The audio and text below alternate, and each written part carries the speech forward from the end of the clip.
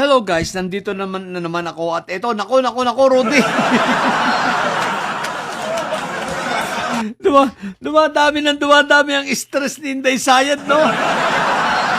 May impeachment, merong plunder, may malversation sa ombudsman. Ito pa ang nadagdag, guys, ha? Ito pa, kaya pala ilang araw ng baliw na baliw to si Inday Sayad. Eto guys, alam nyo na ang balita, no? Ang natatandaan nyo ba ng sampahan itong si Inday Sayad, si Sayad ng anong kaso ito?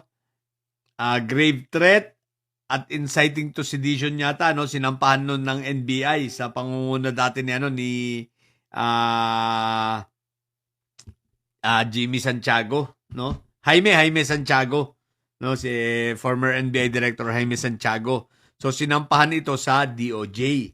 Ito guys, ang isang balita ngayon, no?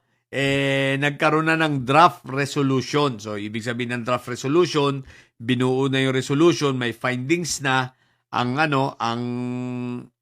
DOJ sa findings na yon for review na. Ibig sabihin, for finalization, okay? Yung resolution patungkol sa kasong ito ni Inday Sayad, ang inciting to sedition at ang kanyang grave threat. Puro kriminal. Sabi ko sa inyo, tatakas itong si Sayad. So ngayon, pag na-finalize yun at talagang merong reasonable certainty of conviction, isasampa na ito sa korte. I'm not sure kung ito ay ipapasa ng isasampa ng DOJ ay sa ombudsman. Dahil dapat ombudsman talagang magsasampa ng kaso yan. So, hindi ko alam. For sure, ipapasa ito sa ombudsman, no? Pagkatapos si ombudsman, ipapasa na ito sa, isasubmit na ito sa Sandigang Bayan. Di ba? So, sa madaling salita, si Inday Sayad ay litong-lito.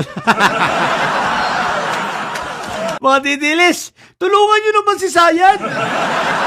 Isipin nyo ang dami na hindi na magkanda ugaga sa mga demanda sa kanya at dahil sa mga kalukuhan niya. Ang dami ng kaso. Handang-handa na raw si Sayad, handang-handa na tumakbo. Kaya pala sinabi niyang tatakbo siya. Pakunwari lang yung tatakbong presidente yan, pero ang tatakbuhan niya na pagtakas. Handang-handa na si Sayad tumakas. Anytime soon, tatakas na. What the heck? So, yun lang.